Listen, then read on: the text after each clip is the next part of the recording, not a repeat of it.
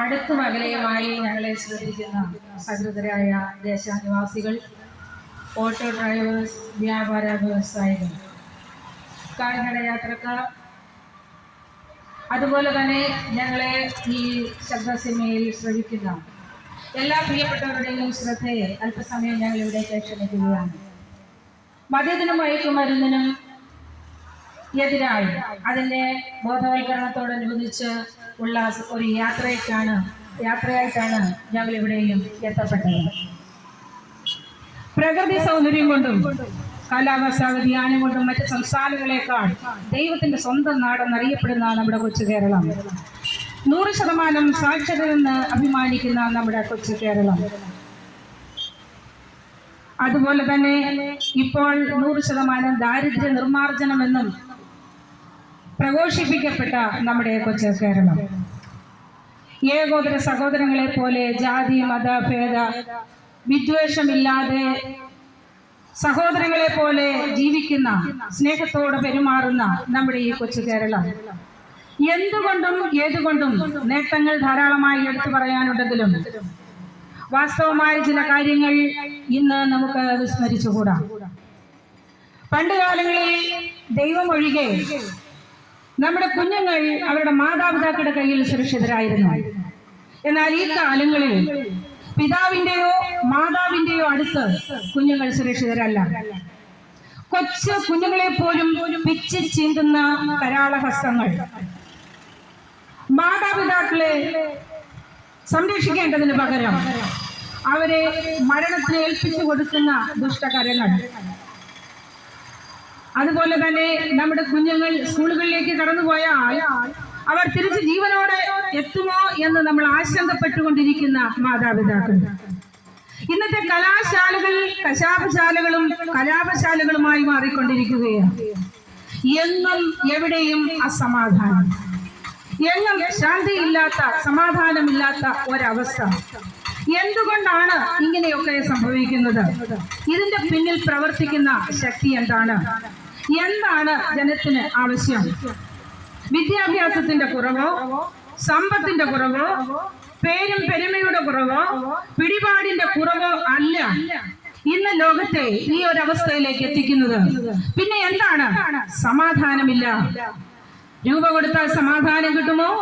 വിദ്യാഭ്യാസം കൂടുതലുണ്ടെങ്കിൽ സമാധാനം കിട്ടുമോ? ഉന്നത കുലജാതരായി തീർന്നാൽ സമാധാനം കിട്ടുമോ? ഇല്ലേ, ഇല്ല. എന്നാൽ പോകട്ടെ, സൗന്ദര്യം ധാരാളമായി ദൈവം തന്നാൽ അതിൽ നിങ്ങൾക്ക് സമാധാനം കിട്ടുമോ? അതിലും നിങ്ങൾക്ക് സമാധാനം ലഭിക്കുന്നില്ല. പിന്നെ എവിടെ നിന്നാണ് ഈ സമാധാനം ലഭിക്കുന്നത്? പണവും പ്രശസ്തിയും സൗന്ദര്യവും സമൂഹത്തിൽ നല്ല സ്ഥാനങ്ങളും ഒക്കെ ഉള്ളവർ. കഴിഞ്ഞ ദിവസങ്ങളിൽ നാം കണ്ടു, ഒരു പിതാവിനെ 47 വെട്ടുവെട്ടി കഷണം കഷണമാക്കി തന്റെ സ്വന്തം മകൻ. ആ മകനെ കുറിച്ച് കൂടുതലായി പഠിച്ചപ്പോൾ ആ മകന് പഠിക്കുന്നതിന് വേണ്ടി ആ പിതാവ് സ്വന്തമായി വിദ്യാലയം സ്ഥാപിച്ചു. ഒരു ഇംഗ്ലീഷ് മീഡിയം സ്കൂള് ആ പിതാവ് സ്ഥാപിച്ചു. അത്രയ്ക്ക് ധനികനായിരുന്നു ആ പിതാവ്. മാതാവും പിതാവും തന്റെ മകന്റെ കരങ്ങൾ കൊണ്ട് വെട്ടിക്കൊല ചെയ്യപ്പെട്ടു.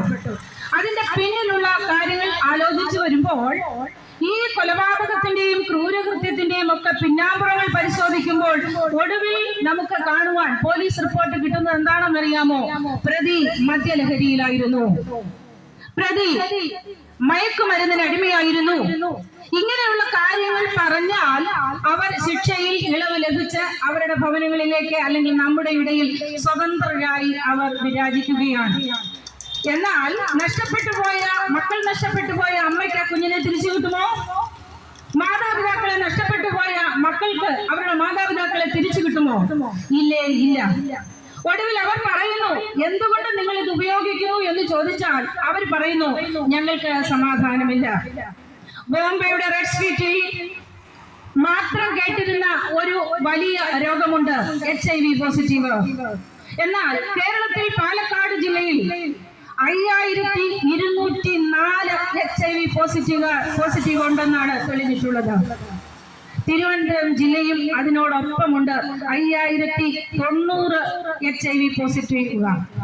HIV രോഗബാധിതർ എന്ന് പറയുമ്പോൾ രോഗം നിർണയിച്ച് ഡയഗ്നോസ് ചെയ്ത് അതിനുശേഷം അല്ലെങ്കിൽ അവരുടെ ബ്ലഡ് പരിശോധിച്ച് രോഗം ഡയഗ്നോസ് ചെയ്തവരുടെ കാര്യം മാത്രമാണ്. ഈ ഒരു വീട്ടിൽ പരീക്ഷയ്ക്ക് പരിശോധിക്കപ്പെടാതെ എത്രയോ പേർ നമ്മുടെ ചുറ്റുപാട് നടക്കുന്നു. ഈ രോഗം ബാധിക്കുന്നത് അരുതാത്ത ബന്ധങ്ങളിലൂടെ തന്നെയല്ല. നാം അത് വിശ്വസിച്ചിരുന്നത് അങ്ങനെയാണ്.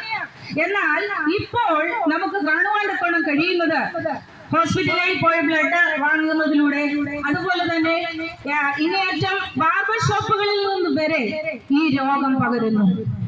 ഇന്നത്തെ ഒരു ട്രെൻഡ് ആയിരിക്കുന്ന ടാറ്റു, അതുപോലെ തന്നെ മൂക്കൂത്തി, ചെവിയിൽ കുത്തുന്നത്, ഇതൊക്കെ മൂലം ഈ HIV പകരുന്നു എന്ന് ഞെട്ടിപ്പിക്കുന്ന ഒരു വാസ്തവമാണ് നാം കേട്ടുകൊണ്ടിരിക്കുന്നത്.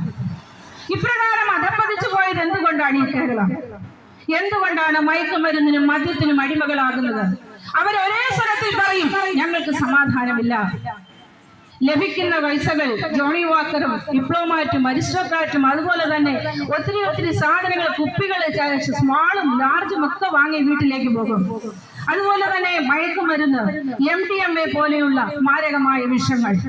നേരത്തെ ഞാൻ പറഞ്ഞ പിതാവിനെയും മാതാവിനെയും കൊന്ന ആ വക്കീലായിരിക്കുന്ന മകനോട് ചോദിച്ചാൽ മകൻ പറയും, ലക്ഷക്കണക്കിന് രൂപയുടെ മയക്കുമരുന്ന് ഞാൻ ഉപയോഗിച്ചു കൊണ്ടിരുന്നത്. ഒരു പ്രാവശ്യം MDMA ഉപയോഗിച്ചാൽ, അത് ആദ്യത്തെ പ്രാവശ്യം ഉപയോഗിച്ചാൽ 15 ദിവസം വരെ അതിന്റെ എഫക്ട് ഉണ്ടാകും. എന്നാൽ തുടരെ അത് ഉപയോഗിക്കുന്നത് മൂലം ഒരു ദിവസം 2 പ്രാവശ്യമൊക്കെ MDMA ഉപയോഗിക്കേണ്ടതായി വരുന്നു.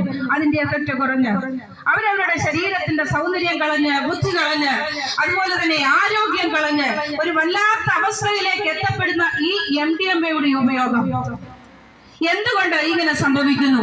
ഞങ്ങൾക്ക് സമാധാനമില്ല. എവിടെ ഈ സമാധാനം പ്രാപിക്കാൻ കഴിയും? ലക്ഷക്കണക്കിന് രൂപ കൊടുത്താൽ സമാധാനം വാങ്ങിക്കുവാൻ കഴിയുമോ? ഇല്ല. എന്നാൽ PhD എടുത്താൽ, അല്ലെങ്കിൽ പോസ്റ്റ് ഗ്രാജുവേറ്റോ അതുപോലെ തന്നെ ഉന്നത വിദ്യാഭ്യാസം ഡോക്ടറേറ്റ് എടുത്താൽ നമുക്ക് സമാധാനം പ്രാപിക്കാൻ കഴിയുമോ? ഇല്ല. പിന്നെ എവിടെ നിന്ന് സമാധാനം ലഭിക്കാൻ കഴിയും? ഞങ്ങൾ പരിചയപ്പെടുത്തുന്ന സുവിശേഷത്തിന് മാത്രമേ നിങ്ങളുടെ ഹൃദയത്തിൽ സമാധാനം തരുവാൻ കഴിയുകയുള്ളൂ. സുവിശേഷം എന്ന് കേൾക്കുമ്പോൾ നിങ്ങൾ പറയും, മതപരിവർത്തനത്തിന് ആളുകൾ ഇറങ്ങിയെന്ന്. മതപരിവർത്തനമല്ല ഞങ്ങളുടെ ലക്ഷ്യം. നിങ്ങളുടെ മനസ്സിന് മാറ്റമുണ്ടാകണം. ഒരു വ്യക്തിയെയും മതപരിവർത്തനം ചെയ്തതുകൊണ്ട്, ഒരു മതത്തിൽ നിന്ന് മറ്റൊരു മതത്തിലേക്ക് ചേർത്തതുകൊണ്ട് അവരുടെ സ്വഭാവം നന്നാവുന്നില്ല, അവർ വ്യത്യസ്തരാകുന്നില്ല. പക്ഷേ അവരുടെ മനം പരിവർത്തനം സംഭവിച്ചാൽ നരസ്നേഹികളാക്കി മാറ്റും. ദുഷ്ടത പ്രവർത്തിക്കുന്നവർ മതിയാക്കും. സഹജീവികളോട് സ്നേഹത്തോടെ പെരുമാറുവാൻ അവൻ പഠിക്കും. മാതാപിതാക്കളെ സംരക്ഷിക്കുന്നതിന് അവർ തയ്യാറാകും. അനാഥശാലകളും വൃദ്ധസദനങ്ങളും കൂടിക്കൊണ്ട് വന്നിരിക്കുമ്പോൾ ഈ ദിവസങ്ങളിൽ നാം വളരെ ഭയത്തോടെ നോക്കിക്കാണുന്ന വിഷയങ്ങളാണ് ഇതൊക്കെ. വാർദ്ധക്യകാലം എവിടെയായിരിക്കും ചിലവഴിക്കുന്നത്? വാർദ്ധക്യകാലം ഏത് വൃദ്ധസദനത്തിലാണ് ഞങ്ങൾ കടന്നു പോകേണ്ടത് എന്ന് ഭാരപ്പെടുന്ന മാതാപിതാക്കളുടെ എണ്ണം കൂടി വരികയാണ്. അനാഥമാക്കപ്പെടുന്ന കുഞ്ഞുങ്ങൾ, അതുപോലെ തന്നെ ആത്മഹത്യാ പ്രേരണയിൽ നമ്മുടെ യൗവനക്കാർ, അതുപോലെ നമ്മുടെ കൗമാരക്കാർ, ഇവരെയൊക്കെ അവരുടെ മനസ്സിനൊരു അന്ധരം ഉണ്ടാക്കി അവരെ മനംതിരിവിലേക്ക് കൊണ്ടുവരുവാൻ കഴിയുന്ന ഒരേ ഒരു മാർഗം, അതത്രേ ഞങ്ങൾ പ്രസംഗിക്കുന്ന സുവിശേഷം. ബൈബിളിനെ വിളിച്ചു പറയുന്നു, മറ്റൊരുത്തരും രക്ഷയില്ലെന്ന് രക്ഷിക്കപ്പെടുവാൻ ആകാശത്തിൻ കീഴിൽ മനുഷ്യരുടെ ഇടയിൽ നൽകപ്പെട്ട വേറൊരു നാമവുമില്ലേ ഇല്ല. രക്ഷിക്കപ്പെടുക എന്ന് പറഞ്ഞാൽ അതിലൊരു രക്ഷകനുണ്ട്. എന്താണ് രക്ഷകന്റെ ഗുണങ്ങൾ? ആരാണ് രക്ഷകൻ? എങ്ങനെ ആയിരിക്കണം ഒരു രക്ഷകൻ? കുറഞ്ഞതൊരു 4 യോഗ്യതയെങ്കിലും ഒരു രക്ഷകൻ ആവശ്യമാണ്. 1, പാപമില്ലാത്തവനായിരിക്കണം രക്ഷകൻ. 2, ജന്മം കൊണ്ടും കർമ്മം കൊണ്ടും മരണം കൊണ്ടും മരണത്തിന് ശേഷവും രക്ഷിക്കാനിരിക്കുന്നവരിൽ നിന്ന് വ്യത്യസ്തനായിരിക്കണം നമ്മുടെ രക്ഷകൻ. 3, താൻ രക്ഷിക്കാനിരിക്കുന്നവരുടെ സർവ്വകാര്യങ്ങളും പരിഹരിക്കുവാൻ തക്ക യോഗ്യതയുള്ള ആളായിരിക്കണം, അല്ലെങ്കിൽ അതിനുള്ള കഴിവുള്ള ആളായിരിക്കണം നമ്മുടെ രക്ഷകൻ. 4, ജനകോടികളുടെ സാക്ഷ്യം പ്രാപിച്ചവനായിരിക്കണം രക്ഷകൻ. രക്ഷന്റെ പ്രവൃത്തി നിന്നുപോകാൻ പാടില്ല, അത് തുടർന്നുകൊണ്ടേയിരിക്കണം. കുറച്ചു നാൾ രക്ഷിച്ചു, അത് കഴിഞ്ഞതിന് ശേഷം രോഗം വന്ന് പുള്ളി മരിച്ചുപോയി എന്ന് പറയാൻ ഇടവരരുതെന്ന്. അതാണ് ഒരു രക്ഷകന്റെ ഒരു ഗുണമെന്ന് പറയുന്നത്. ഞങ്ങൾ ഇവിടെ പ്രസ്താവിക്കുന്ന യേശു, പാപമില്ലാത്തവനായി യേശു ജനിച്ചു, കന്യകയിൽ യേശു ജനിച്ചു, പരിശുദ്ധാത്മാവിനാൽ മറിയ ഗർഭം ധരിച്ച് യേശു ജനിച്ചു. ബയോളജി പഠിക്കുന്നവർക്കറിയാം, ബയോളജിയുടെ ശാസ്ത്രങ്ങളെയൊക്കെ മാറ്റിവെച്ച് പരിശുദ്ധാത്മാവിനാൽ യേശു ഗർഭം ധരിച്ചു, യേശു ജനിച്ചു. പ്രവാചകൻ ഇങ്ങനെ വിളിച്ചു പറയുന്നു, തിന്മ തള്ളി നന്മ തിരഞ്ഞെടുക്കുവാൻ പ്രായമാകുന്നത് വരെ അവൻ തൈരും തേനും കൊണ്ട് ഉപജീവിക്കും. അമ്മയുടെ പാല് കുടിച്ചല്ല യേശു വളർന്നത്, തൈരും തേനും കൊണ്ട് ഉപജീവിച്ചു. യേശുവിടെ ജീവിത കാലഘട്ടങ്ങൾ എങ്ങനെയാണ് നാം പരിശോധിക്കുമ്പോൾ യേശുവിനെ തൊട്ടവരും യേശു തൊട്ടവരും വിടുതൽ പ്രാപിച്ചു കടന്നു വരുവാനിടയായിട്ടുണ്ട്. അവൻ കുരുടർക്ക് കാഴ്ച നൽകി, കുഷ്ഠരോഗികളെ സൗഖ്യമാക്കി, ചെകിടരെ കേൾക്കുമാറാക്കി, ഊമരെ സംസാരിക്കുമാറാക്കി, അത് മരിച്ച ബാലനെ ജീവനോട് ആ മാതാവിനെ തിരികെ കൊടുത്തു. മരിച്ച 4 ദിവസമായി അടക്കം ചെയ്യപ്പെട്ട കല്ലറയുടെ മുൻപിൽ നിന്ന് ലാസറെ പുറത്തു വാ എന്ന് പറഞ്ഞപ്പോൾ ജീവനുള്ളവനായി അവൻ പുറത്തേക്ക് വന്നു. ഇതത്രേ എന്റെ യേശുവിന്റെ പ്രവർത്തികൾ. മരിച്ചു, 3-ാം നാൾ ഉയർത്തെഴുന്നേറ്റു. അതെ, താൻ രക്ഷിക്കാനിരിക്കുന്നവരിൽ നിന്ന് വ്യത്യസ്തനായിരിക്കണം ഈ പറഞ്ഞ കാര്യങ്ങൾ കൊണ്ട് ഒരു രക്ഷകൻ. രണ്ടാമത്തെ കാര്യം, രക്ഷിക്കാനിരിക്കുന്നവരുടെ എല്ലാ പ്രശ്നങ്ങളും പരിഹരിക്കുവാൻ കഴിവുള്ള ഒരാളായിരിക്കണം രക്ഷകൻ. അതെ, ഇന്ന് ഈ പകൽക്കാലം ഞങ്ങൾ ഇവിടെ പ്രസ്താവിക്കപ്പെടുന്ന ഞങ്ങളുടെ യേശുവിന്റെ അടുത്ത് ചെല്ലുന്ന ഒറ്റ വിഷയത്തിനും പരിഹാരമില്ലാതെ പോകുന്നില്ല. സർവ ചോദ്യങ്ങൾക്കും സർവ പ്രശ്നങ്ങൾക്കും ഉത്തരം നമ്മുടെ യേശുവാണ്. അതുപോലെ തന്നെ യേശുവിന്റെ രക്ഷണ പ്രവൃത്തി നിന്നു പോകുന്നില്ല. കുറച്ചുനാള് രക്ഷിച്ചു, അതിനുശേഷം അദ്ദേഹം മരിച്ചുപോയി എന്നുള്ളതല്ല. രക്ഷണ്യ പ്രവൃത്തി നിന്നു പോകാതെ ഇന്നും തുടരുന്നു. ഇന്നും യേശു ജീവിക്കുന്നു. ജനകോടികളുടെ സാക്ഷ്യം പ്രാപിച്ചു എന്റെ യേശു ഇന്നും ഞങ്ങളിൽ കൂടെ ജീവിക്കുന്നു. ജനങ്ങൾ ദൈവസന്നിധി വരുന്നതിന്റെ കാരണം എന്താണ്? ഈ സമാധാനം വേറെ ലഭിക്കുകയില്ല സുഹൃത്തെ.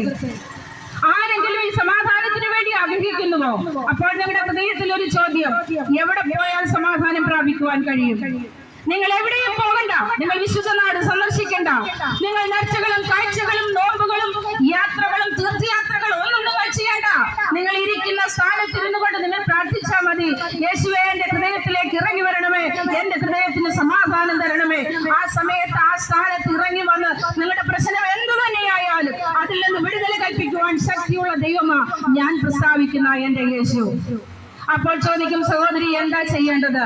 അതെ, ഈ യേശുവിനെ നിങ്ങൾ ഹൃദയം കൊണ്ട് വിശ്വസിക്കണം. ഇതെന്റെ കർത്താവാണ്, ഇതെന്റെ ദൈവമാണ്, എന്റെ പ്രശ്നങ്ങൾക്ക് പരിഹാരം തരുവാൻ കഴിവുള്ള ഒരു ദൈവമാണ് ഇതെന്ന് നിങ്ങൾ ഹൃദയം കൊണ്ട് വിശ്വസിക്കണം. നിങ്ങളുടെ വായ് കൊണ്ട് അത് ഏറ്റു പറയണം. മരിച്ചവരെന്ന് ഉയർപ്പിച്ച ക്രിസ്തുവാണെന്ന് നിങ്ങൾ വിശ്വസിച്ചാൽ ആ സമയത്ത് തന്നെ നിങ്ങൾ രക്ഷിക്കപ്പെടുവാൻ ഇടയായിത്തീരും. എന്നെ കേൾക്കുന്ന പ്രിയ സ്നേഹിത, പാപത്തിന്റെ വഴികളിലൂടെ നിങ്ങൾ യാത്ര ചെയ്യുമ്പോൾ ഈ പാപത്തിൽ നിന്ന് വിടുതൽ പ്രാപിക്കുവാൻ നിങ്ങൾക്ക് വേറൊരു വഴിയുമില്ല.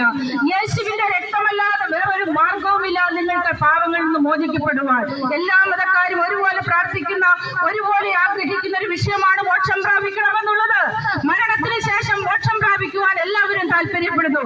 എന്നാൽ യഥാർത്ഥ വഴി എന്താണെന്ന് നാം ഇതുവരെ ഗ്രഹിച്ചിട്ടുണ്ടോ? ബൈബിൾ ഇങ്ങനെ വിളിച്ചു പറയുന്നു, ഒരിക്കൽ മരിക്കുകയും പിന്നെ ന്യായവിധിയും ദൈവം മനുഷ്യർക്ക് നിയമിച്ചിരിക്കുന്നു. ജനനമുള്ളതുപോലെ തന്നെ മരണവും ഉണ്ട്. അങ്ങനെയാണെങ്കിൽ മരണത്തിന് ശേഷം ഒരു ജീവിതവും അത് 100% ഉറപ്പാണ്. അങ്ങനെയെങ്കിൽ അത് പ്രാപിക്കണമെങ്കിൽ എന്താ ചെയ്യേണ്ടത്? ഈ യേശുവിനെ സ്വന്തം രക്ഷിതാവായി സ്വീകരിക്കുക. മരണത്തെ ജയിച്ച് ഉയർത്തെഴുന്നേറ്റ ഈ യേശുവിനെ പിൻഗമിക്കുവാൻ ആരംഭിക്കുക. എങ്ങനെ സ്വീകരിക്കണം? നിങ്ങൾ ആയിരിക്കുന്ന സ്ഥാനത്തിരുന്നു കൊണ്ട് ഇങ്ങനെ പ്രാർത്ഥിക്കുക, യേശുവേ, ഞാൻ നിന്നെ സ്നേഹിക്കുന്നു, യേശുവേ, ഞാൻ നിന്നെ അംഗീകരിക്കുന്നു, നീ എന്റെ ഹൃദയത്തിലേക്ക് വരണം, എന്റെ പ്രശ്നങ്ങൾക്ക് പരിഹാരം തരണം, വിട്ടുമാറാത്ത എന്റെ അസുഖത്തിൽ നിന്ന് എന്നെ വിടുവിക്കണം, എന്റെ എല്ലാ മാനസികമായിട്ടുള്ള എല്ലാ പിരിമുറുക്കങ്ങളിൽ നിന്ന് എന്നെ വിടുവിക്കണം. തലമുറകൾക്ക് വേണ്ടി കരയുന്നവർ എന്നെ കേൾക്കുന്നുണ്ടാകാം, മാനസികമായ സംഘർഷങ്ങളിലായിരിക്കുന്നവർ എന്നെ കേൾക്കുന്നുണ്ടാകാം, വിട്ടുമാറാത്ത രോഗത്തിന്റെ അവസ്ഥയിലൂടെ കടന്നു പോകുന്നവർ നിങ്ങൾ എന്നെ കേൾക്കുന്നുണ്ടാകാം. നിങ്ങളുടെ എല്ലാ പ്രശ്നങ്ങൾക്കും ഏക ഉത്തരം യേശുവാണ്. ആയതിനാൽ ഈ ദിവസങ്ങളിൽ നിങ്ങൾ താല്പര്യപ്പെട്ട് ഈ യേശുവിനെ പിൻപറ്റുവാൻ ആഗ്രഹിച്ചാൽ ദൈവം നിങ്ങളുടെ സ്ഥിതികൾക്ക് മാറ്റം വരും. ദൈവം നിങ്ങളുടെ അവസ്ഥകൾക്ക് വ്യത്യാസം വരുത്തും. നിങ്ങളുടെ ഭവനത്തിൽ ഏത് വിഷയത്തിലാണോ നിങ്ങൾക്ക് വിടുതൽ വേണ്ടത് അത് ദൈവം നിങ്ങൾക്ക് തരും. ആയതിനാൽ ദൈവസന്നിധിയിലേക്ക് വരുവാൻ നിങ്ങൾ താല്പര്യപ്പെടൂ. യേശുവിനെ രക്ഷകനായി അംഗീകരിച്ച ഒരുവനെ സംബന്ധിച്ചിടത്തോളം ആദ്യത്തെ പടി മാത്രമേ ആയിട്ടുള്ളൂ. രണ്ടാമത്തത് ജലത്തിൽ മുഴുകൽ സ്നാനം കഴിക്കുക എന്നുള്ളതാണ്. സ്നാനപ്പെട്ട് മുന്നോട്ട് കടന്നു വരുന്നവർ എല്ലാം പൂർത്തിയായെന്ന് ചിന്തിക്കേണ്ട. പരിശുദ്ധാത്മാവിന്റെ അഭിഷേകം പ്രാപിക്കണം. അത് കഴിഞ്ഞിട്ട് വിശുദ്ധിയിലും വേർപാടിലും മുന്നേറുന്ന ഒരു ദൈവവൈതലിനെ സംബന്ധിച്ചിടത്തോളം അവന്റെ ജീവിതത്തോടെ മരണം കഴിയുമ്പോൾ ഒരു പുതിയ സ്ഥാനത്ത് ഒരു പുതിയ ജീവിതം തുടങ്ങുകയാണ്. മരണത്തിന് ശേഷമുള്ള ആ ജീവിതം മരിച്ചു കഴിഞ്ഞാൽ ഒരു ന്യായവിധിയുണ്ട്. ആ ന്യായവിധി ചെന്നുപെടാതെ ഈ ദിവസങ്ങളിൽ കേൾക്കുന്ന നിങ്ങളുടെ ഈ സദ്വർത്തമാനം നിങ്ങളുടെ ഹൃദയങ്ങളിലേക്ക് നിങ്ങൾ സ്വീകരിച്ച് ഈ യേശുവിനെ പിൻപറ്റുവാൻ ആഗ്രഹിക്കുക.